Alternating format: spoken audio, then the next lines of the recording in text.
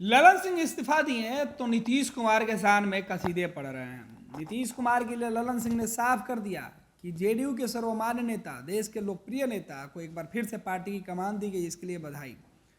लेकिन मीडिया ने जब सवाल पूछा ललन सिंह से दिल्ली में कि क्या आप जेडीयू तोड़ने का काम कर रहे थे, तेजस्वी मुख्यमंत्री कब बनेंगे, इन तमाम सवालों पर ललन सिंह के झल्लाते हुए जो वीडियो बाइट है वो सुनिए कि आप ज्योतिष आचार्य हैं क्या।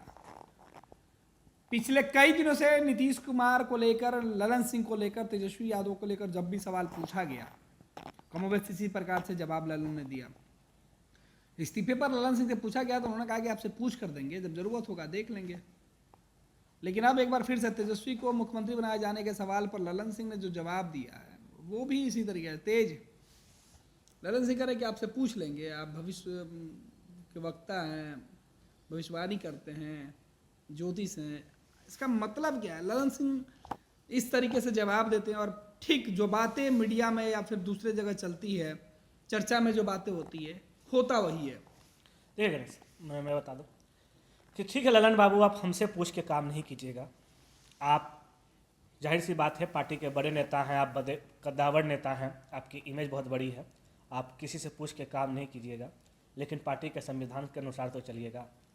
आपका पार्टी का संविधान जो है उसके अनुसार तो काम कीजिएगा। आपके पार्टी के जो सर्वमान्य नेता हैं उनके अनुसार तो काम कीजिएगा। रही बात, आपने पहले भी कहा है ललन बाबू, आपसे जब मीडिया ने सवाल किया है कि सर आप ये काम कीजिएगा, तो आप मीडिया पे झल्ला जाते हैं। ये आपका हो सकता है स्वभाव हो, क्या वजह रही हो मैं इस पर नहीं जानना चाहता।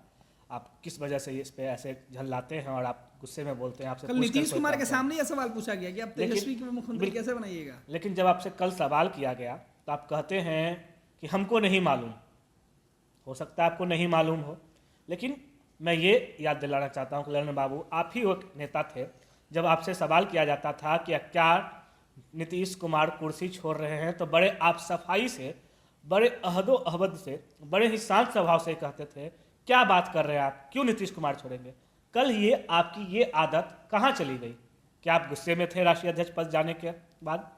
क्यों जो आपके ऊपर आरोप लग रहा है, या आपके ऊपर जो आरोप लग रहे हैं, जो गढ़ रहे हैं, जो हमारे सूत्र बता रहे हैं, हालांकि किसमें कितनी सच्चाई है मैं ललन बाबू नहीं जानता और ना ही कोई जानता है, वह तो आप ही जान रहे होंगे या आपका अंतर मन जान रहा होगा कि आपने क्या किया नहीं किया।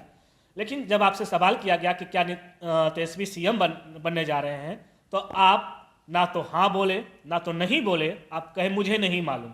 जबकि अमूमन आप जो है सवाल आपसे किया जाता था तो आप बड़े ही सफाई से और बड़े ही मजबूती के साथ ये कहते थे कि बिहार में नीतीश कुमार विकास कर रहे हैं, बिहार में नीतीश कुमार अच्छे से काम कर रहे हैं और बिहार के मुख्यमंत्री नीतीश कुमार हैं। तो आपका ये बयान कल क्यों गुम हो गया, कल क्यों शांत हो गया आप? ये सीधे तौर पर बता रहा है कि ललन सिंह अब तेवर में जो दिख रहे हैं वो तेवर दिखाने का है। ललन सिंह को पता है कि जेडीयू की बैठक में किस तरीके से हालात बने थे कि उनको इस्तीफा देना पड़ा, किस तरीके से बातें जो अंदर हुई थी वो बाहर निकल के सामने। और नीतीश कुमार के साथ, नीतीश कुमार की आंखों में आंखें डाल के ललन सिंह अब क्या कुछ कह पा रहे होंगे तो ललन और नीतीश ही बेहतर बता पाएंगे। लेकिन जो तस्वीरें सोशल मीडिया पर ललन सिंह ने डाली और जिस तरीके से उन्होंने बधाई दिया उसकी हम चर्चा कर रहे हैं। आखिर अब सवालों से ललन सिंह क्यों भाग रहे हैं? ललन सिंह को पटना आना है, मीडिया से फिर रूबरू होना है, सवाल फिर पूछे जाएंगे। बिल्कुल, गणेश आपका ने बधाई दी है। मैं इस पे भी एक चीज़ कहना चाहता हूँ कि शायद पहले ऐसे राष्ट्रीय अध्यक्ष होंगे जब जदयू में पद छोड़े हैं तो उनके लिए मतलब पटाखे फूटे, आपने देखा होगा, आपने कवर किया होगा। ये बात तो बीजेपी के नेता भी कर रहे थे कि सुशील मोदी का जो बयान कल आया था, उन्होंने जो रिलीज जारी की उसमें बताया कि जेडीयू के अंदर शायद पहली बार ऐसा हुआ है बिल्कुल कि जेडीयू के राष्ट्रीय अध्यक्ष की कुर्सी छोड़ने के बाद, ललन सिंह के इस्तीफे के बाद जेडीयू दफ्तर में अबीर गुलाल और पटाखे यानी दिवाली और होली मनाया गया। और बीजेपी का मानना है कि क्या ललन बाबू से मुक्ति चाहती थी जेडीयू? बीजेपी का क्या मानना नहीं मानना है मैं उस पर नहीं जाना चाहता। मैं बीजेपी का पक्ष नहीं ले रहा या मैं किसी भी पॉलिटिकल पार्टी का पक्ष नहीं ले रहा। लेकिन ये सवाल तो है ना ललन बाबू कि आखिर ऐसी क्या वजह रही कि आप जब अध्यक्ष पद की कुर्सी छोड़े तो पटाखे फूटने लगे। आज तक ऐसा कोई राजनीतिक दल नहीं रहा हो जिसका अध्यक्ष, राष्ट्रीय अध्यक्ष इस्तीफा देता हो, चाहे वो कांग्रेस हो, चाहे वो बिहार की बात कर लें तो राजद हो या राजद तो अभी नहीं हुए हैं, लेकिन आज तक ऐसा किसी के इतिहास में नहीं हुआ है कि राष्ट्रीय अध्यक्ष पद से कोई इस्तीफा दिया हो तो उसके पार्टी दफ्तर के बाहर पटाखे फूटे हों, मिठाइयाँ बटी हो और जो है गुलाल लगाएगा। ऐसा नहीं है कि नीतीश कुमार पहली बार राष्ट्रीय अध्यक्ष बने, इससे पहले भी शरद यादव से जब वापस लेना था तो बने थे। पटाखे और आप अबीर गुलाल की बात कर रहे हैं, हम थोड़ा सा और आगे लेके चलते हैं। बिहार के मुख्यमंत्री आज नीतीश कुमार पटना आ रहे हैं। पटना एयरपोर्ट से लेकर जेडीयू दफ्तर तक जो तैयारी की जा रही है, अब से कुछ देर बाद वो तस्वीरें दिखेंगी, वो तैयारी भव्य है।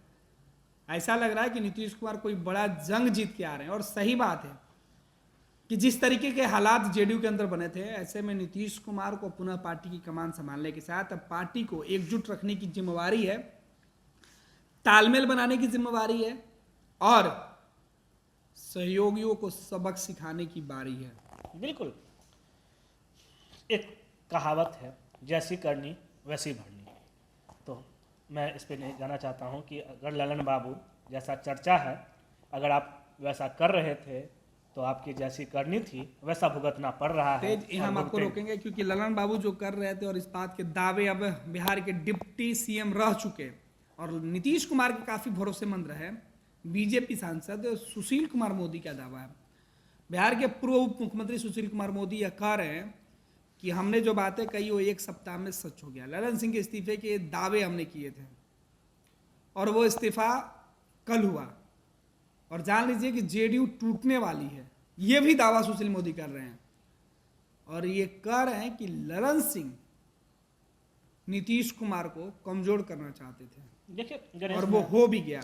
और बीजेपी के तमाम नेता यही बात कर रहे हैं। और बीजेपी के अलावा जेडीयू छोड़ के जाने वाले नेताओं का आरोप सीधे तौर पर ललन सिंह पे, उपेंद्र कुशवाहा हो, आरसीपी सिंह हो, इन लोगों का यही कहना था कि ललन सिंह जेडीयू को जिस तरीके से नीतीश कुमार के हाथों से पूरी तरीके से बाहर निकालकर नीतीश को गुमराह कर रहे थे और जो वो फैसले ले रहे थे, इस फैसले से कई जेडीयू के नेता उनका साथ छोड़ रहे थे।